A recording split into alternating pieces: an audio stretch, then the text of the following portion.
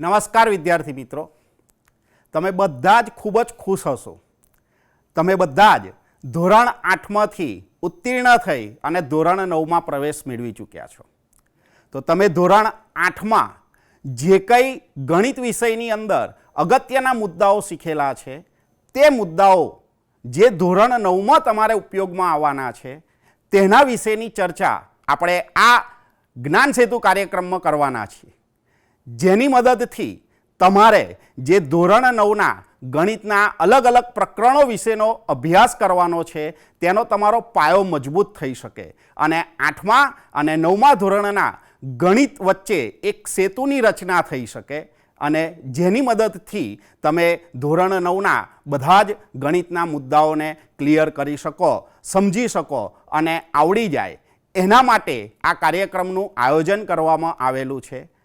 આના આ પહેલા ભાગમાં આપણે ગણિત વિષયમાં જે ધોરણ 8માં પાઠ્યપુસ્તકમાંથી જેટલી પણ બાબતો તમે શીખીને આવ્યા છો, હોમ લર્નિંગ કાર્યક્રમ અંતર્ગત શીખવામાં આવેલા છે, તેનું આપણે પુનરાવર્તન આ જ્ઞાન સેતુ કાર્યક્રમની અંદર કરીશું અને જેનો ઉપયોગ તમારે ધોરણ 9ના ગણિતમાં કરવાનો છે.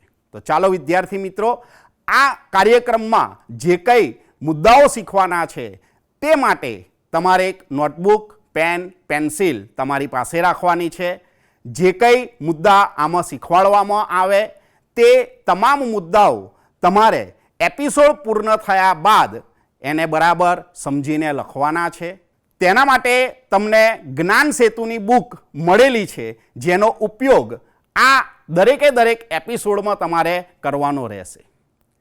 આના માટે તમામ વાલી મિત્રોને વિનંતી છે કે ગયા વર્ષે જે રીતે હોમ લર્નિંગ કાર્યક્રમની અંદર તમે તમારા વિદ્યાર્થી પાસે રહી અને વિદ્યાર્થીને એટલે કે તમારા બાળકને તમે ગાઈડલાઈન આપતા હતા, તે જ રીતે આ તમામે તમામ એપિસોડમાં તમે સાથે રહેજો અને એને જે કંઈ એપિસોડમાં સમજાવવામાં આવે તેના વિશેની સમજૂતી આપજો. અને જો એને સમજણ ના પડે તો શાળાઓની અંદર વિષય શિક્ષક તો હાજર જ છે. વિષય શિક્ષક પાસેથી જે કંઈ ના સમજણ પડે એ તમે સમજી શકો છો. આ રીતે આપણે આ કાર્યક્રમનું આયોજન કરેલું છે. તો ચાલો વિદ્યાર્થી મિત્રો, જ્ઞાન સેતુ બુકમાં પ્રકરણ 1 એનું આપણે પુનરાવર્તન શરૂ કરીએ. પ્રકરણ 1માં આપણે સંખ્યા પદ્ધતિનું પુનરાવર્તન કરવાનું છે. જુદા જુદા પ્રકારની સંખ્યાઓ વિશેની માહિતી તમે ધોરણ 8માં ભણીને આવેલા છો, તેનું આપણે પુનરાવર્તન કરીશું. તો સૌથી પહેલાં આવે છે પ્રાકૃતિક સંખ્યાઓ. આ પ્રાકૃતિક સંખ્યાઓને આપણે ગણતરીની સંખ્યાઓ પણ કહીએ છીએ.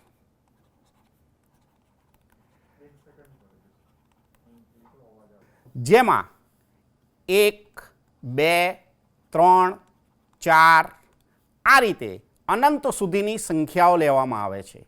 તમે કોઈ પણ બાબતની ગણતરીની શરૂઆત કરો તો 1થી જ શરૂ થાય છે, માટે તેને ગણતરીની સંખ્યાઓ કહેવામાં આવે છે. બીજા નંબરની સંખ્યાઓ જે છે તે પૂર્ણ સંખ્યાઓ.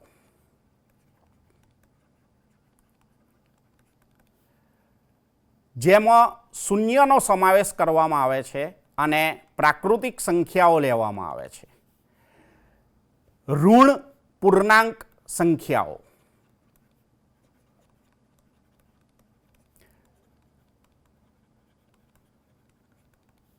-1, -2, -3 એમ અનંત સુધીની સંખ્યાઓ એ ઋણ પૂર્ણાંક સંખ્યાઓ કહેવામાં આવશે. પૂર્ણાંક સંખ્યાઓ એટલે કે 0, પ્રાકૃતિક સંખ્યા અને ઋણ પૂર્ણાંકો થી બનતા જે કંઈ સંખ્યાઓનો સમૂહ છે તેને આપણે પૂર્ણાંક સંખ્યાઓ તરીકે લઈશું. એટલે કે -3, -2, -1, 0, 1, 2, 3 આના વિશેની તમે માહિતી તો મેળવીને જ આવેલા છો. પ્રાકૃતિક સંખ્યાઓમાં સૌથી નાની પ્રાકૃતિક સંખ્યા 1 છે. સૌથી મોટી સંખ્યા મળતી નથી કારણ કે અસંખ્ય સંખ્યાઓ આવેલી છે. પૂર્ણ સંખ્યાઓમાં સૌથી નાની પૂર્ણ સંખ્યા 0 છે અને તેમાં પણ મોટી સંખ્યા મળતી નથી, કારણ કે એમાં પણ અનંત સંખ્યાઓ આવેલી છે. ઋણ પૂર્ણાંક, શૂન્ય અને પ્રાકૃતિક સંખ્યાઓથી બનતી પૂર્ણાંક સંખ્યાઓમાં સૌથી નાની કે સૌથી મોટી પૂર્ણાંક સંખ્યા મળતી નથી, કારણ કે બંને બાજુએ અનંત સુધી સંખ્યાઓ આવેલી છે. આના વિશે તો તમે માહિતી મેળવેલી જ છે. આ તમે ધોરણ 8માં ભણીને આવેલા જ છો, જેનું આપણે પુનરાવર્તન કરી રહ્યા છીએ. ત્યાર પછીની જે સંખ્યાઓ છે તે છે સમમેય સંખ્યાઓ. એટલે કે જે સંખ્યાઓને p ભાગ્યા q સ્વરૂપમાં દર્શાવી શકાય. જેમાં q એ 0 હોવા જોઈએ નહીં, એટલે કે શૂન્યેતર પૂર્ણાંક સંખ્યા હોય તો તેવી તમામ સંખ્યાઓને સમમેય સંખ્યાઓ તરીકે લેવામાં આવે છે. દાખલા તરીકે 5 લખેલા છે તો આપણને એમ થાય કે આ તો પ્રાકૃતિક સંખ્યા છે, પણ 5 બરાબર 5/1 દર્શાવી શકાય છે. તે જ રીતે 0 દર્શાવેલા હોય તો 0/1. તે જ રીતે -7 મૂકેલા હોય તો -7/1. અને એના સિવાય જેટલી પણ અપૂર્ણાંક સંખ્યાઓ છે એ ધન અપૂર્ણાંક હોય કે ઋણ અપૂર્ણાંક હોય. દાખલા તરીકે 5/3, -3/7, -4/3, તો આ તો p ભાગ્યા q સ્વરૂપમાં દર્શાવેલી જ છે. તેની સાથે સાથે જે દશાંશ સંખ્યાઓ છે તેને પણ આપણે p ભાગ્યા q સ્વરૂપમાં દર્શાવી શકીએ છીએ. જેમ કે 0.5 તો એને આપણે દર્શાવીશું 5/10 બરાબર 1/2. આ જ રીતે ઋણમાં હોય તો ઋણ 5.3 તો -53/10. તો આ તમામે તમામ સંખ્યાઓને તમે p ભાગ્યા q સ્વરૂપમાં દર્શાવી શકો છો. માટે આ તમામે તમામ સંખ્યાઓ એ કહેવામાં આવશે સમમેય સંખ્યાઓ. એટલે સમમેય સંખ્યાઓમાં સમાવેશ પ્રાકૃતિક સંખ્યાઓનો પણ થાય છે. પૂર્ણ સંખ્યા, પૂર્ણાંક સંખ્યા, દશાંશ સંખ્યા, અપૂર્ણાંક સંખ્યા, આ બધાનો જે સમાવેશ એ સમમેય સંખ્યાઓમાં કરવામાં આવે છે. હવે આ જે સમમેય સંખ્યાઓ છે તેના સરવાળા અને બાદબાકી વિશે આપણે માહિતી મેળવીએ. વિદ્યાર્થી મિત્રો, જ્ઞાન બુકમાં અહીંયા વિરોધી સંખ્યા લખાયેલી છે, એને પ્રિન્ટિંગ મિસ્ટેકના કારણે છે, એને અત્યારે કાઢી નાખજો. એટલે આપણે ટાઇટલ રહેશે સમમેય સંખ્યાઓના સરવાળા અને બાદબાકી. આ બે સંખ્યાઓના આપણે સરવાળા સ્વરૂપે દર્શાવીએ તો 5 અને 4 છેદમાં આપેલા છે, તેનો લસા શોધવો પડે. લસા માટેનો એક નિયમ હું તમને બતાવી રહ્યો છું, જે નિયમ તમને બુકમાં પણ લખેલો નથી. જે નિયમ તમે 8મા ધોરણમાં કદાચ શીખીને પણ આવ્યા હશો. તો છેદને જેટલા વડે ગુણતા લસા મળે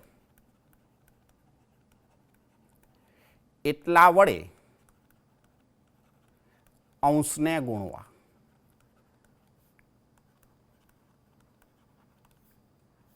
હવે 5 અને 4નો લસા શોધવાનું તમે ધોરણ 8માં ભણીને આવ્યા છો, જેનું આપણે પુનરાવર્તન કરીએ એટલે તમને ખ્યાલ આવે. તો આ રીતે અવયવો પાડીશું. 2 વડે પહેલામાં પહેલાં 4ને ભાગીશું, 2 વડે 2ને ભાગીશું અને 5 વડે 1ને ભાગીશું. એટલે આપણને લસા મળ્યો 2 દુ 4 પંચા 20. હવે આપણે નિયમને જોઈએ તો છેદને જેટલા વડે ગુણતા લસા મળે એટલા વડે અંશને ગુણવા. તો અહીંયા છેદ આપેલો છે 5, તો 5ને કેટલા વડે ગુણીએ તો 20 થાય? તો કે 4 વડે. તો એને અંશ સાથે ગુણીએ. અંશ આપણો 2 છે એટલે 4 દુ 8 થશે, વત્તા અહીંયા છેદમાં 4 આપેલા છે તો 4ને કેટલા વડે ગુણીશું તો 20 મળશે આપણને, તો 5 વડે, એટલા વડે આપણે અંશને ગુણીશું તો 3 પંચા 15 એટલે કે -15 આપણો જવાબ મળશે અને લસા છેદમાં લખીશું. હવે 8 - 15 ભાગ્યા 20, સરવાળા બાદબાકીના નિયમો તમે શીખીને આવેલા છો. જ્યારે જુદી જુદી નિશાનીઓ હોય ત્યારે બાદબાકી થાય છે, મોટા પદમાંથી નાના પદને બાદ કરવાનું છે અને મોટા પદની નિશાની મૂકવાની છે. તો 15માંથી 8 બાદ કરીશું તો મળશે 7. 15 મોટા છે તો એની નિશાની આવશે ઓછા અને છેદમાં 20. તો આપણો આ જવાબ થયો. આ બધી જ બાબતો તમે ધોરણ 8માં અભ્યાસ કરીને આવેલા છો. આના સિવાય જ્ઞાન સેતુ બુકમાં તમને ઉદાહરણ 2 અને ઉદાહરણ 3 આપેલું છે, જેનો પ્રયત્ન તમે તમારી જાતે કરશો તો તમને ખ્યાલ આવશે અને તમે એને મહાવરા સ્વરૂપે, પુનરાવર્તન સ્વરૂપે યાદ કરી શકશો. હવે આ જ ઉદાહરણને આપણે બાદબાકી સ્વરૂપે લેવું છે. 2 પંચમાંશ ઓછા 3 ચતુર્થાંશ. તો આનો લસા હમણાં જ આપણે શોધ્યો 20. તેના માટેનો નિયમ પણ શીખ્યા. તો 5ને કેટલા વડે ગુણીશું તો 20 આવશે, તો 4 વડે, તો એટલા વડે અંશને ગુણાશે એટલે 4 દુ 8 ઓછા અહીંયા 4ને કેટલા વડે ગુણીશું તો 20 આવશે, તો 5 વડે, તો 3 પંચા 15. હવે ગુણાકાર માટેનો નિયમ પુનરાવર્તન કરી લઈએ. તો જ્યારે પણ સમાન નિશાનીનો ગુણાકાર થાય ત્યારે વત્તાની નિશાની મૂકવામાં આવે છે, બરાબર. તો ઓછા અને ઓછા બંને સરખી નિશાની છે અને એનો ગુણાકાર કરીશું એટલે વત્તાની નિશાની મુકાશે. 8 અને 15 છેદમાં 20. 15 અને 8 23 છેદમાં 20. તો આ બાદબાકી માટેનું ઉદાહરણ થયું. તો આ રીતે સમય સંખ્યાઓના સરવાળા અને બાદબાકી કરતાં આપણને સમય સંખ્યા મળે છે. હવે ગુણાકાર અને ભાગાકાર જોઈએ. તો 9 દૂત્યાંશ ગુણ્યા -7 ચતુર્થાંશ. તો અંશનો અંશ સાથે ગુણાકાર થશે અને છેદનો છેદ સાથે ગુણાકાર થશે. એટલે કે 9 ગુણ્યા -7 છેદમાં 2 ગુણ્યા 4. ફરી એક વખત ગુણાકાર માટે નિશાનીના નિયમ સમજાવ્યો. તે જુદી જુદી નિશાનીનો જ્યારે ગુણાકાર કરીએ ત્યારે ઓછાની નિશાની મુકાય. એટલે કે 9 × 63, પણ 9ની નિશાની વત્તા છે, 7ની નિશાની ઓછા છે એટલે ઓછા આવશે અને 4 દુ 8. હવે ભાગાકાર માટેનો નિયમ, તો એનું પુનરાવર્તન કરીએ. તો જ્યારે પણ ભાગાકારનો ગુણાકાર કરીએ છીએ ત્યારે છેદ અંશમાં આવે છે અને અંશ છેદમાં આવે છે.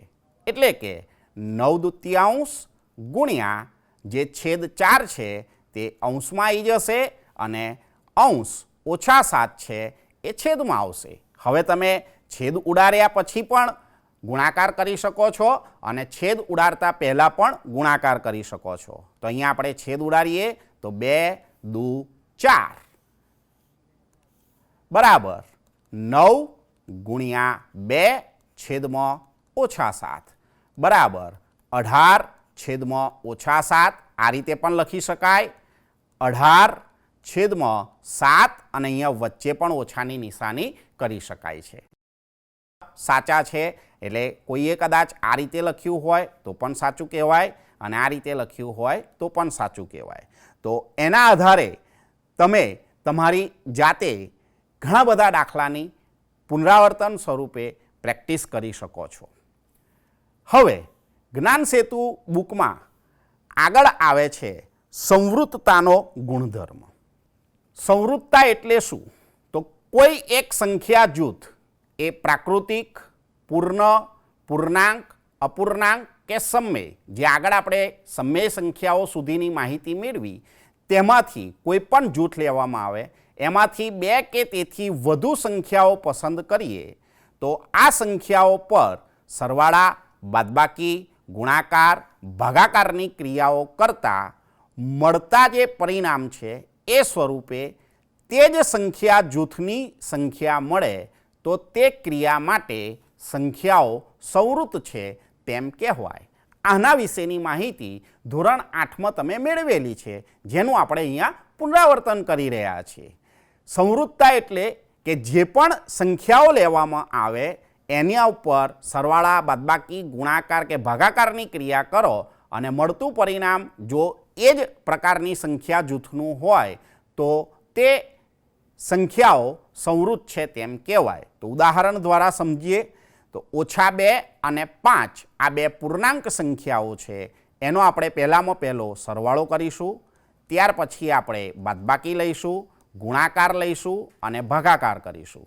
તો -2 વત્તા 5. નિયમ ફરી એક વખત પુનરાવર્તન સ્વરૂપે લઈ લઈએ. જુદી જુદી નિશાની હોય તો બાદબાકી થાય, મોટા પદમાંથી નાનું પદ બાદ કરવાનું, મોટા પદની નિશાની મુકાય. તો 5માંથી 2 જશે 3 અને મોટા પદની નિશાની વત્તા સામાન્ય રીતે લખતા નથી. તો 3 એ પૂર્ણાંક સંખ્યા છે. એનો અર્થ કે આ પૂર્ણાંક સંખ્યાઓ માટે સરવાળો એ સંવૃત્ત ક્રિયા છે. હવે આપણે બાદબાકી લઈએ તો -2 ઓછા 5. તો સમાન નિશાની હોય તો સરવાળો થાય અને જે નિશાની હોય તે મુકાય. તો 5માં 2 ઉમેરીશું તો 7. તો આ જે સંખ્યા મળી તે પણ પૂર્ણાંક સંખ્યા છે. હવે ગુણાકાર લઈએ. -2 ગુણ્યા 5. તો જુદી જુદી નિશાનીનો ગુણાકાર કરીશું તો જવાબ ઋણ થશે. 5 દુ 10. તો આ પણ પૂર્ણાંક છે. અને છેલ્લે ભાગાકાર લઈએ તો -2 ભાગ્યા 5 બરાબર -2 પંચમાંશ. આ અપૂર્ણાંક સંખ્યા છે. એનો અર્થ પૂર્ણાંક સંખ્યાઓ એ સરવાળા, બાદબાકી, ગુણાકાર માટે સંવૃત્ત છે, પણ ભાગાકાર માટે સંવૃત્ત નથી. આ જ રીતે આપણે સમય સંખ્યાઓ લઈ અને સરવાળા, બાદબાકી, ગુણાકાર અને ભાગાકારની સંવૃત્તતાની ચકાસણી કરીએ. તો સૌથી પહેલાં આપણે સરવાળો લઈએ છીએ. 3/8 વત્તા -5/3 બરાબર 8 અને 3નો લસા તમને આવડે જ છે શોધતા. તેમ છતાં આપણે પુનરાવર્તનના ભાગ સ્વરૂપે અહીંયા 8 અને 3નો લસા શોધીશું. તો 2 ચોક 8, 3 એમના એમ લખાશે, 2 દુ 4, 3 એમના એમ, 2 એકા 2, 3 એમના એમ, 3 એકા 3. તો 2 દુ 4 દુ 8 તરી 24 આપણને લસા મળ્યો. લસા માટેનો નિયમ છેદને જેટલા વડે ગુણતા લસા મળે એટલા વડે અંશને ગુણવાના. તો 8 તરી 24, અંશ 3 છે તો 3 તરી 9 વત્તા 3ને 8 વડે ગુણીશું તો 24 મળશે. એટલે 8 પંચા 40. મોટા પદમાંથી નાનું પદ બાદ કરવાનું, મોટા પદની નિશાની મુકાશે. તો 40માંથી 9 જશે એટલે -31 ભાગ્યા 24. તે રીતે આપણે બાદબાકી જોઈએ તો 3/8 ઓછા -5/3 બરાબર લસા શોધેલો જ છે 24 એટલે 9 અને અહીંયા -40 પણ વચ્ચે ઓછા છે. તો હવે સમાન નિશાનીનો ગુણાકાર કરીશું તો વત્તા આવશે એટલે 40 9માં ઉમેરાશે તો જવાબ થશે 49 ભાગ્યા 24. હવે ગુણાકાર લઈએ તો 3/8 ગુણ્યા -5/3. તો છેદ ઉડાડીએ, 3 3 જતા રહ્યા તો આપણને જવાબ મળે છે અહીંયા -5/8. અને હવે ભાગાકારની ક્રિયા લઈએ તો 3/8 ભાગ્યા -5/3. તો જ્યારે પણ ભાગાકારના ગુણાકાર કરીએ ત્યારે છેદ અંશમાં આવે અને અંશ છેદમાં જતો રહે. આ નિયમ તમે જાણો જ છો, બરાબર. 3નો 3 સાથે ગુણાકાર થશે એટલે 9 અને 8 પંચા 40. તમે ઓછાની નિશાની વચ્ચે પણ મૂકી શકો છો અને નીચે પણ મૂકી શકો છો.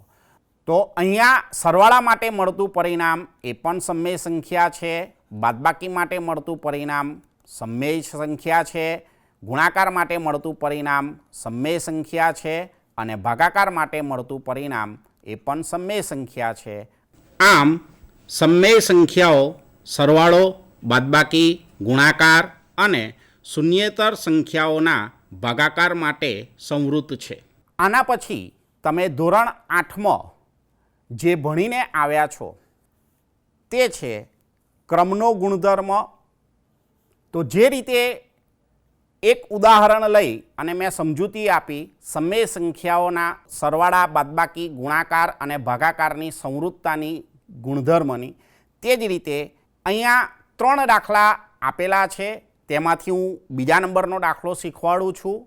વાલીને વિનંતી છે કે પોતાના બાળકની પાસે બેસે અને એપિસોડ પૂર્ણ થયા પછી આ જે કંઈ દાખલાઓની સમજૂતી અહીંયાથી આપવામાં આવેલી છે, જે કંઈ દાખલાઓનું પુનરાવર્તન અહીંયાથી કરાવવામાં આવેલું છે, તે પોતાનું બાળક વ્યવસ્થિત રીતે તેમની નોટબુકની અંદર લખે. એમાં કોઈ પણ જગ્યાએ જો મૂંઝવણ અનુભવાય તો તમારી શાળાના વિષય શિક્ષકને સંપર્ક કરવાનું વિનંતી છે. આ જ્ઞાન સેતુ બુકમાંથી જે ગૃહકાર્યમાં જાતે ગણોના દાખલા આપેલા છે તે બધા દાખલા ના સમજાવતા અમુક દાખલાઓ અહીંયાથી સમજાવવામાં આવશે, અહીંયાથી પુનરાવર્તન કરાવવામાં આવશે અને એ દાખલાઓનું પુનરાવર્તન કરતી વખતે વિદ્યાર્થી એપિસોડમાં જોતા જોડે ના લખે તેનું ખાસ ધ્યાન વાલી મિત્રોએ રાખવાનું છે કે જેના કારણે તમારા બાળકનું ધોરણ 8નું સંપૂર્ણ પુનરાવર્તન ધોરણ 9માં જતાં પહેલાં થઈ શકે અને જેથી વિદ્યાર્થીને ધોરણ 9ના ગણિતમાં કોઈપણ પ્રકારની મૂંઝવણ ના રહે. તો હવે જે 3 ઉદાહરણ આપેલા છે તેમાંથી હું બીજા નંબરનું ઉદાહરણ આપની સમક્ષ પુનરાવર્તન સ્વરૂપે સમજાવું છું. સરવાળો 8/7 વત્તા -7/4, તો લસા આવશે 28. નિયમ છેદને જેટલા વડે ગુણતા લસા આવે એટલા વડે અંશને ગુણીએ તો 7 ચોક 28, 4 વડે 8ને ગુણાશે એટલે 8 ચોક 32, 4 સતા 28 એટલે 7ની જોડે 7 ગુણાશે એટલે -49 અને 49માંથી 32 બાદ કરવા પડશે કારણ કે જુદી જુદી નિશાની છે અને જુદી જુદી નિશાની હોય ત્યારે તમને ખબર જ છે કે બાદબાકી થાય છે અને મોટા પદની નિશાની મુકાય છે. તો -9માંથી 2 જશે 7, 4માંથી 3 જશે 1/28.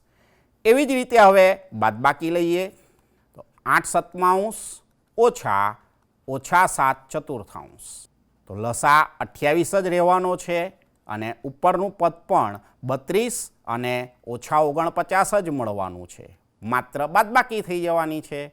તો સમાન નિશાનીનો ગુણાકાર કરીએ તો જવાબ વત્તામાં આવે એટલે 32 + 49 ભાગ્યા 28 બરાબર. સરવાળો કરીએ તો 9 ને 2 11 વધી 1, 5 ને 3 8 ભાગ્યા 28. હવે ગુણાકાર લઈએ તો 8/7 ગુણ્યા -7/4. તો ગુણાકારમાં અંશ અને છેદમાં જે સરખી સંખ્યા વડે ભગાય છે તેના વડે ભાગીએ તો 4 દુ 8. હવે 2નો ગુણાકાર 7 જોડે કરતાં પહેલાં અહીંયા આપણે જોઈ શકીએ છીએ કે 7 એકા 7 મળે છે. તો હવે આપણને જે જવાબ મળેલો છે તે 2 ગુણ્યા -1 છે એટલે કે -2 અને આગળ આપણે પુનરાવર્તન કર્યું એ મુજબ -2 અને છેદમાં 1 મળશે અને છેલ્લે ભાગાકાર તો 8/7 ભાગ્યા -7/4. તો ભાગાકારનો ગુણાકાર કરીએ ત્યારે છેદ અંશમાં આવશે અને અંશ છેદમાં જતો રહેશે એટલે કે 8 ચોક 32 -49. તો અહીંયા તમામે તમામ સંખ્યાઓ આપણને સમય મળે છે, માટે સમય સંખ્યાઓ સરવાળો, બાદબાકી, ગુણાકાર અને શૂન્યેતર સંખ્યાઓના ભાગાકાર માટે સંવૃત્ત છે. તો આ જ રીતે તમારે ત્રીજા દાખલાની પણ ગણતરી કરવાની છે. આના સિવાય બીજા 4 દાખલા છે, તેમાં તમે સરવાળો, બાદબાકી, ગુણાકાર અને ભાગાકાર લઈ અને સંવૃત્તતાની ચકાસણી તમારી જાતે કરી શકો છો. પ્રયત્ન કરવાનો છે, એવું જરૂરી નથી કે તમને આવડવું જ જોઈએ. ના આવડે તો તમારા વિષય શિક્ષક તમને મદદ કરશે જ. હવે આપણે ક્રમનો ગુણધર્મ, જૂથનો ગુણધર્મ, વિરોધી સંખ્યા અને વ્યસ્ત સંખ્યાને યાદ કરીશું. તો સૌથી પહેલાં ક્રમનો ગુણધર્મ, તેનું પુનરાવર્તન લઈએ. તો તેના માટે ઉદાહરણ માટે હું સંખ્યા લઉં છું 3/5 અને 7/4. તો સરવાળા માટે અને ગુણાકાર માટે, બાદબાકી માટે અને ભાગાકાર માટે એની ચકાસણી કરીએ. તો સૌથી પહેલાં સરવાળા માટે લઈએ છીએ 3/5 વત્તા 7/4. 5 અને 4નો લસા આવશે 20. આગળ આપણે પુનરાવર્તન કર્યું એ મુજબ. તો અહીંયા ગુણાશે 4 એટલે 4 તરી 12. અહીંયા ગુણાશે 5 એટલે 35. 35માં 12 ઉમેરાશે એટલે 47 ભાગ્યા 20. હવે ક્રમ બદલીએ તો 7/4 વત્તા 3/5 બરાબર 7×5 = 35 વત્તા 4 તરી 12 ભાગ્યા 20 બરાબર 47 ભાગ્યા 20. તો બંનેના જવાબ આપણને સમાન મળે છે, માટે સરવાળા માટે સમય સંખ્યાઓ ક્રમનો નિયમ પાલન કરે છે તેમ કહેવાય. એટલે કે સમય સંખ્યાઓ સરવાળાના ક્રમના નિયમનું પાલન કરે છે.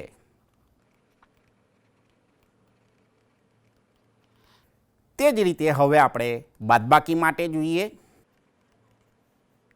તો 3/5 ઓછા 7/4.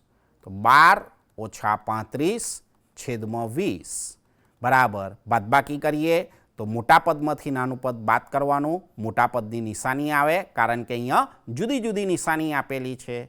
તો 5માંથી 2 જશે 3 અને 3માંથી 1 જશે એટલે 2. મોટા પદની નિશાની ભાગ્યા 20.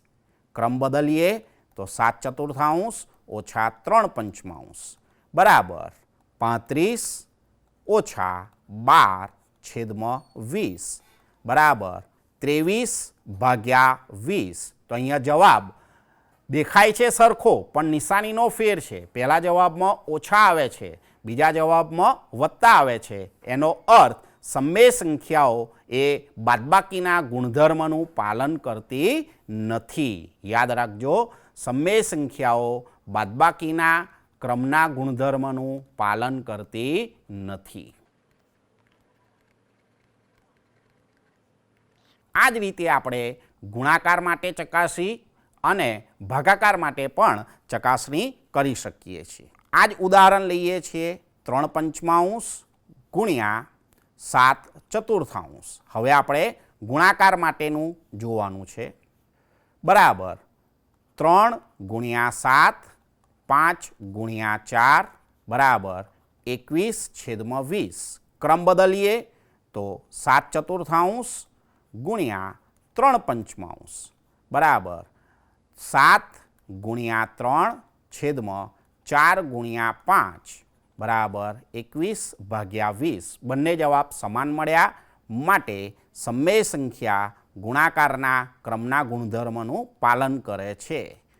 આ તમામે તમામ માહિતી તમે ધોરણ 8માં અભ્યાસ કરીને જ આવ્યા છો, અને તેનું આપણે અહીંયા પુનરાવર્તન કરી રહ્યા છીએ, જે તમને ધોરણ 9માં ઉપયોગી છે. અને છેલ્લે આપણે ભાગાકાર માટે કરીશું. તો હવે ભાગાકાર.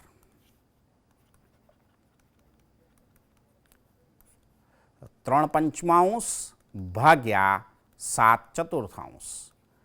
3/5 ભાગાકારના ગુણાકાર કરીએ એટલે અંશ છેદમાં અને છેદ અંશમાં જતો રહેશે. તો 4 તરી 12, 5 સતા 35. ક્રમ બદલીએ 7/4 ભાગ્યા 3/5. તો 7/4 ગુણ્યા 5/3 બરાબર 35/12. બંને જવાબ આમ દેખાય છે સરખા, પણ ધ્યાનથી જુઓ તો છેદનું પદ અંશમાં આવી ગયું અને અંશનું પદ છેદમાં જતું રહ્યું, માટે બંને જવાબ સરખા કહેવાય નહીં. એટલે કે સમય સંખ્યાઓ માટે ભાગાકારમાં ક્રમના ગુણધર્મનું પાલન કરતી નથી. આ બધી જ બાબતો તમારે નોટબુકમાં લખવાની છે, જોડે જોડે લખવાની નથી. એપિસોડ પૂર્ણ થાય ત્યાર પછી જ આના વિશેની માહિતી તમારે લખવાની છે તમારી જ્ઞાન સેતુ બુકની અંદરથી.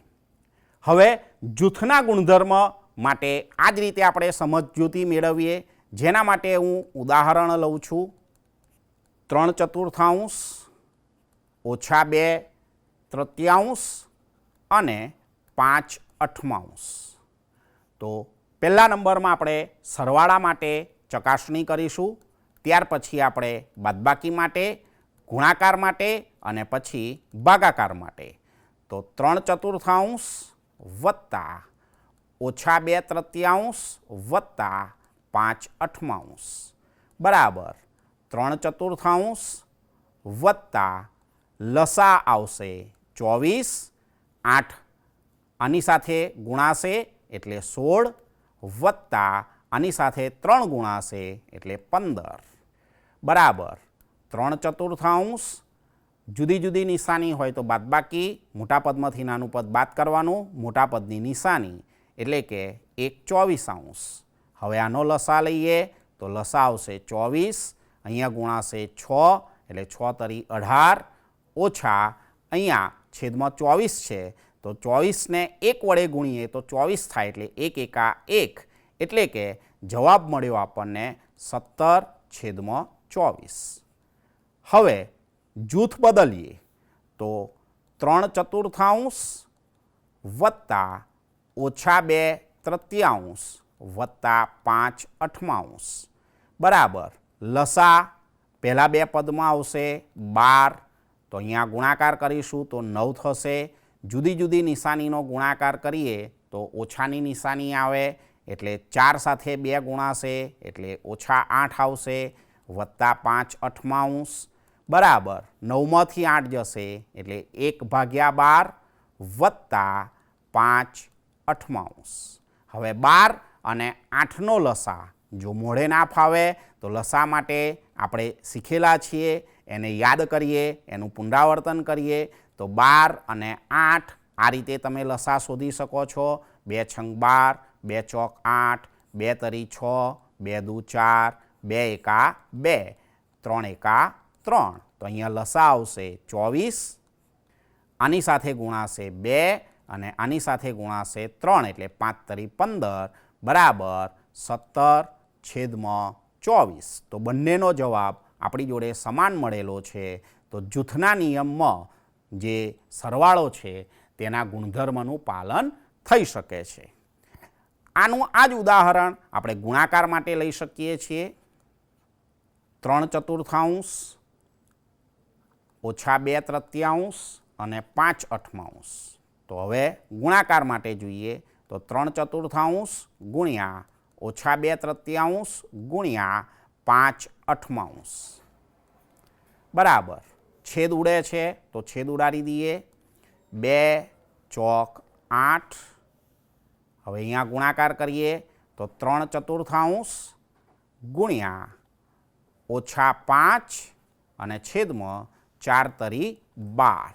ફરી એક વખત છેદ ઉડે છે તો 3 ચોક 12. હવે ગુણાકાર કરીએ તો ઓછા 5 છેદમાં 4 ચોક 16. હવે જૂથ બદલી નાખીએ તો 3/4 ગુણ્યા ઓછા 2/3 ગુણ્યા 5/8 બરાબર અહીંયા પહેલા કૌંસમાં છેદ ઉડે છે 3 3, 2 દુ 4. તો આપણી જોડે બાકી રહ્યા ઉપર ઓછા 1 છેદમાં બાકી રહ્યા 2 ગુણ્યા 5/8 અને આનો ગુણાકાર કરીએ તો -5/16. આમ સમમેય સંખ્યાઓ સરવાળા અને ગુણાકાર માટે જૂથના ગુણધર્મનું પાલન કરે છે. જૂથના ગુણધર્મનું પાલન કરે છે, પણ ભાગાકાર અને બાદબાકી માટે પાલન કરતી નથી. તો આ જે ગુણધર્મનો અભ્યાસ કર્યો તેના આધારે જ્ઞાન સેતુ બુકમાં પાન નંબર 8 પર 3 ઉદાહરણ આપેલા છે, જે તમારી જાતે તમારે ગણવાના છે, પ્રયત્ન કરવાનો છે. ના ફાવે તો તમારે વિષય શિક્ષકને મળવાનું છે.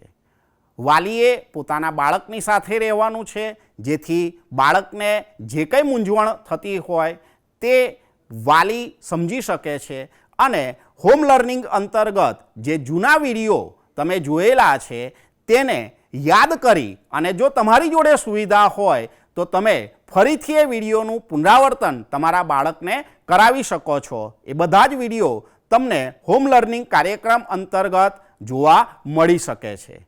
તો વાલીએ આ બાળક પોતાનું જાતે ગણી રહ્યું છે કે નથી ગણી રહ્યું એની ચકાસણી કરવાની છે અને વાલીએ પોતાના બાળકની ગણતરીમાં જો કોઈ ક્ષતિ થતી હોય, ભૂલ પડતી હોય, ના આવડતું હોય તો આ હોમ લર્નિંગના વિડીયો ફરી એક વખત તેને પુનરાવર્તનના ભાગ સ્વરૂપે બતાવવાના છે, જેથી ધોરણ 9ના ગણિતમાં એની સહેજ પણ કચાશ રહી ના જાય અને પોતે તમામ પ્રકારની માહિતી મેળવી અને પુનરાવર્તન કરી અને ધોરણ 9માં પ્રવેશ મેળવે. આ જ આ કાર્યક્રમનો ઉદ્દેશ્ય છે. એટલે ખાસ ધ્યાન રાખજો વાલીએ કે પોતાનું બાળક એપિસોડ પૂર્ણ થયા પછી આ તમામ દાખલાઓની ગણતરી પોતાની જાતે કરવાનો પ્રયત્ન કરે.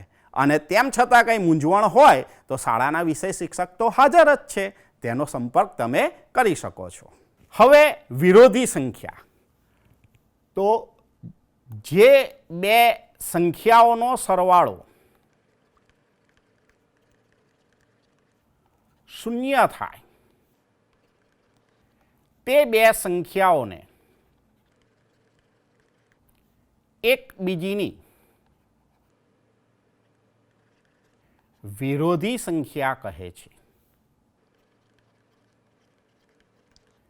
આ તમે જાણો જ છો, જેને આપણે યાદ કર્યું, જેનું આપણે પુનરાવર્તન કર્યું.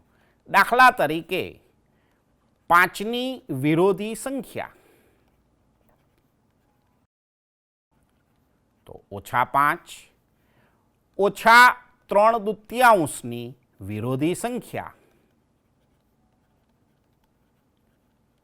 તો 3/2. કઈ રીતે ખબર પડે તો એ તમે આ રીતે જોઈ શકો છો. 5 + -5 બરાબર 5.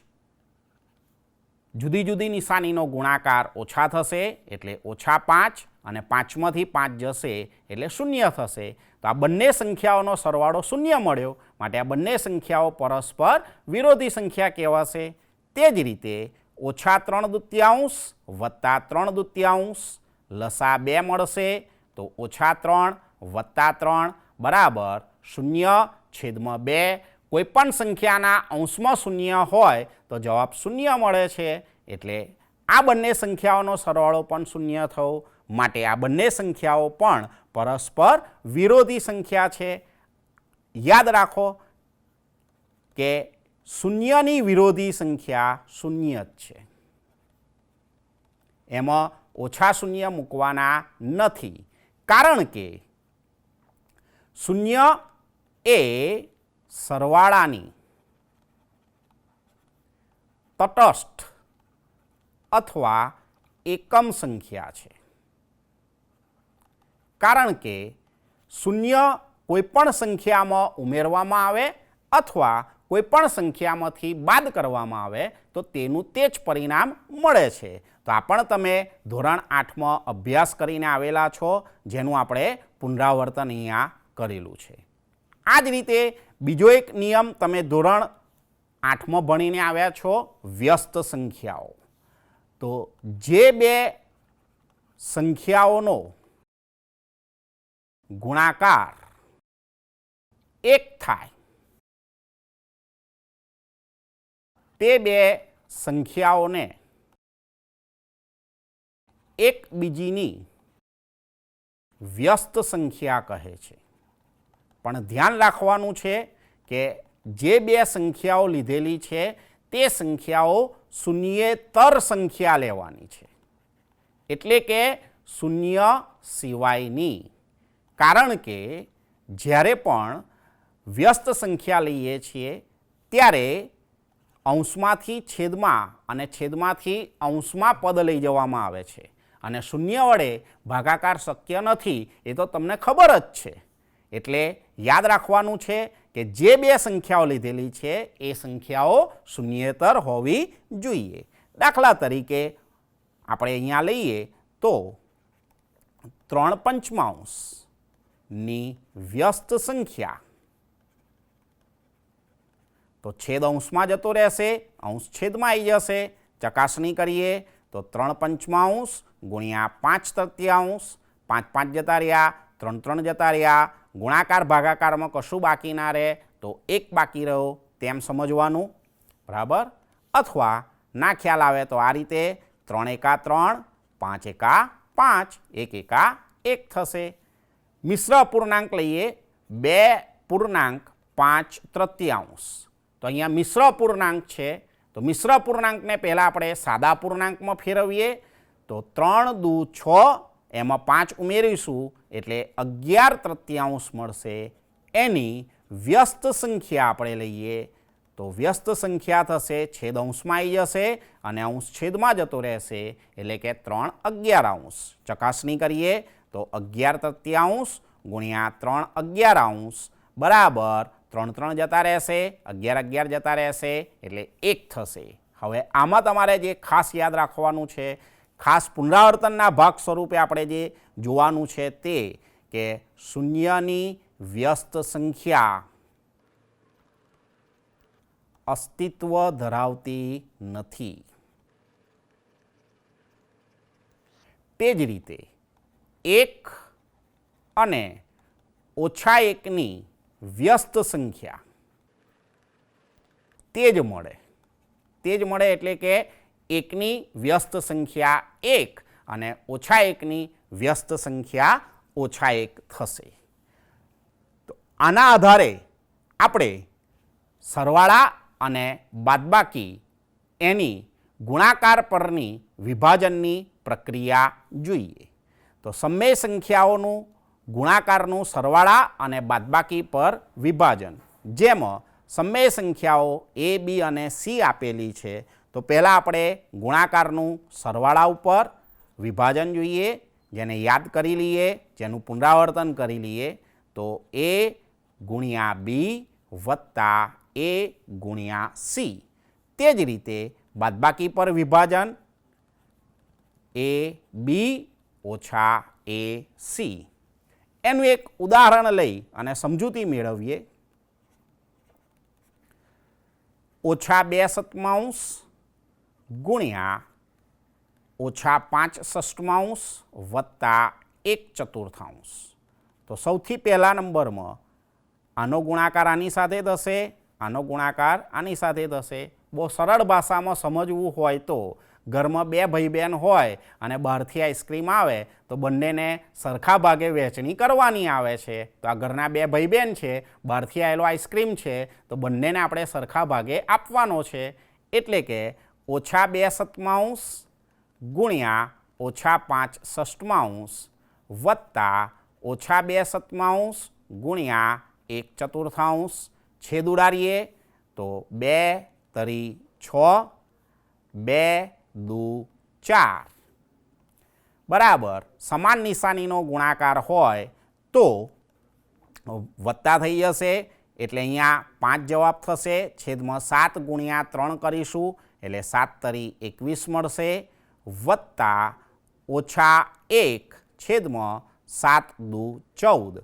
હવે આનો આપણે લસા શોધીએ તો 21 અને 14નો લસા આવશે 42. ના ફાવે તો પુનરાવર્તન આગળ મેં કરાયું જ છે તે રીતે તમે કરી શકો છો. 7 તરી 21, 7 દુ 14, 3 એકા 3, 2 એમના એમ, 2 એકા 2, એટલે 7 તરી 21 દુ 42, તો 5 દુ 10 અને અહીંયા ગુણાશે 3 બરાબર 10માંથી 3 જશે એટલે 7 ભાગ્યા 42. ભાગાકાર કરીએ 7 એકા 7 અને 7 છંગ 42 એટલે આપણને જવાબ મળશે 1/6. તો આ જ રીતે આપણે બીજું એક ઉદાહરણ લઈ અને ગુણાકારનું બાદબાકી પર વિભાજન સમજીએ. -5/6 -1/4. તો બહારથી આવેલો આઈસ્ક્રીમ ઘરના બંને ભાઈ બહેનને સમાન ભાગે વહેંચાશે એટલે -2/7 ગુણ્યા -5/6 ઓછા -2/7 ગુણ્યા 1/4. તો અહીંયા છેદ ઉડાડીએ તો 2 તરી 6, અહીંયા છેદ ઉડશે 2 દુ 4, તો આપણને જવાબ મળશે 5/21 ઓછા 12 ઓછા છે, અંદરની નિશાની ઓછા છે, તો જ્યારે પણ કૌંસ છોડીએ ત્યારે અંદરના પદની નિશાની બદલાઈ જશે એટલે કે 1/14 અને ઓછાના બદલે આવશે વત્તા. ફરી એક વખત આનો લસા જે આગળ શોધ્યો હતો તે એટલે કે 42, તો આની સાથે ગુણાશે 2 અને આની સાથે ગુણાશે 3 બરાબર 13/42, તો આપણો જવાબ થશે. આના આધારે પાન નંબર 9 પર 1 થી 5 દાખલા જાતે ગણીએ આપેલા છે, જેમાં હું પહેલો દાખલો તમને સમજાવું છું. મિહિર પાસે 7/5 કિલોગ્રામ મુખવાસ છે. તેણે બીજો 3/4 કિલોગ્રામ મુખવાસ ખરીદ્યો. તો પહેલાં મિહિર પાસે મુખવાસ હતો 17/5 કિલોગ્રામ, તેને બીજો ખરીદ્યો એટલે કે 3/4 એમાં વધી જશે એટલે કે ઉમેરાઈ જશે. શ્વેતા પાસે મિહિર કરતાં 2/3 ગણો મુખવાસ છે, તો આના કરતાં 2/3 ગણો એટલે કે ગુણાકાર થશે.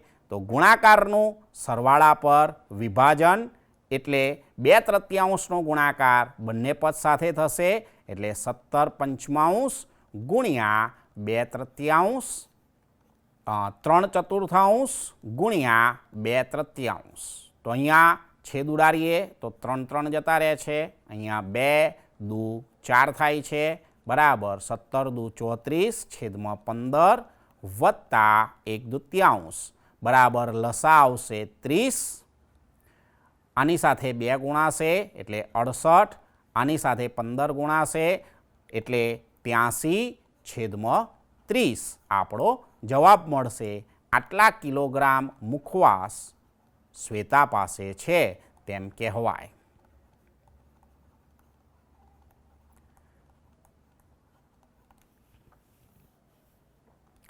આ રીતે ત્રીજા નંબરનું ઉદાહરણ છે. 19/4 મીટર લંબાઈના તારની કિંમત 171/2 રૂપિયા છે. તો 3 મીટર તારની લંબાઈ કેટલી? એટલે 19/4 મીટર તારની લંબાઈ એની કિંમત રૂપિયા 171/2 છે. માટે 3 મીટર લંબાઈના તારની કિંમત બરાબર કેટલા રૂપિયા? એટલે આ બેનો ગુણાકાર થશે અને આના વડે ભાગાકાર થશે એટલે કે 3 ગુણ્યા 171/2 છેદમાં 19/4. તો છેદના પણ છેદમાં પદ આવે એટલે અંશમાં જતું રહેશે એટલે 4 ઉપર આવશે, અહીંયા 2 નીચે આવી જશે. આને આ રીતે પણ તમે લખી શકો છો 3 ગુણ્યા 171 છેદમાં 2 ભાગ્યા 19/4 એટલે નિયમની પૂરેપૂરી ચોખવટ થઈ જાય. 171/2 ભાગાકારના ગુણાકાર થયા એટલે છેદમાંથી પદ અંશમાં અને અંશમાંથી પદ છેદમાં આવશે. તો 2 દુ 4 19 નવા 171, હવે ગુણાકાર કરીએ તો 9 દુ 18 તરી 54 રૂપિયા. 2.3 વ્યસ્તના વિરોધીને 4.2 વડે ગુણો. તો સૌથી પહેલાં આપણે 2.3 જે મિશ્ર અપૂર્ણાંક આપેલો છે તેને સાદા અપૂર્ણાંકમાં ફેરવવો પડશે. તો 2.3 તમને આવડે જ છે, જે ભાજક છે તેને જે ભાગફળ મળેલું છે તેની સાથે ગુણી અને શેષ તેમાં ઉમેરવાની હોય. એટલે કે 5 દુ 10, 10માં 3 ઉમેરાશે એટલે કે 13 થાય. આ તો તમને ફાવે જ છે. હવે તેનો વ્યસ્ત લેવાનો છે. તો નો વ્યસ્ત, તો વ્યસ્ત લઈએ એટલે શું મળશે આપણને? એકદમ સાચો જવાબ છે તમારો. 5 છેદમાં છે એ અંશમાં આવી જશે અને 13 અંશમાં છે તે છેદમાં જતા રહેશે એટલે કે 5/13. હવે તેનો વિરોધી લેવાનો છે. તો વિરોધી માટે શું કરવાનું? બરાબર નિશાની બદલી નાખવાની. એટલે કે નો વિરોધી ઓછા 5/13 થાય. હવે આ જે સંખ્યા આપી હતી તેના વ્યસ્તનો વિરોધી આપણે શોધ્યો, તેનો ગુણાકાર 4.2 સાથે કરવાનો છે. તો આ મિશ્ર અપૂર્ણાંકને પણ આપણે સાદા અપૂર્ણાંકમાં ફેરવીશું. તો 4.2. ફરી એક વખત જાતે કરો તો 7 ચોક બરાબર 28, એમાં 2 ઉમેરાશે એટલે બરાબર 30/7. હવે આનો ગુણાકાર આજે આપણે શોધેલી સંખ્યા છે તેની સાથે કરવાનો છે. એટલે કે ઓછા 5/13 ગુણ્યા 30/7 બરાબર. આગળ આપણે સમજ્યા હતા કે જુદી જુદી નિશાનીઓ હોય અને તેનો ગુણાકાર થાય તો ઓછાની નિશાની આવે.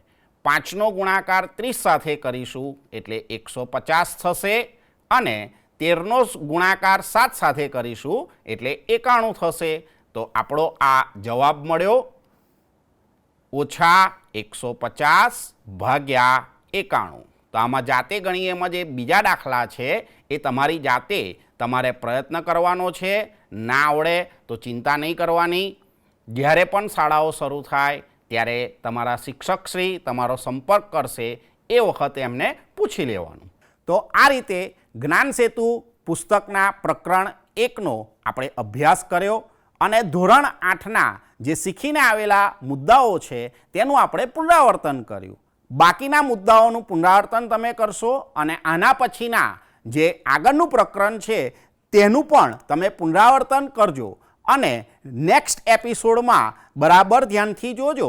તમને જે મુદ્દામાં સમજણ ના પડી હોય અથવા ના આવડ્યા હોય ત્યારે શિક્ષક તમને સમજાવતા હોય ત્યારે તેને બરાબર ધ્યાનથી જોઈ લેજો. અને ખાસ ધ્યાન રાખજો વિદ્યાર્થી મિત્રો કે એપિસોડ ચાલતો હોય ત્યારે જોડે ને જોડે લખવાનું નથી. અને વાલીઓએ પોતાના બાળકનું હોમ લર્નિંગ કાર્યક્રમ અંતર્ગત જે રીતે ધ્યાન રાખ્યું હતું તે જ રીતે આ કાર્યક્રમમાં પણ ધ્યાન રાખવાનું છે.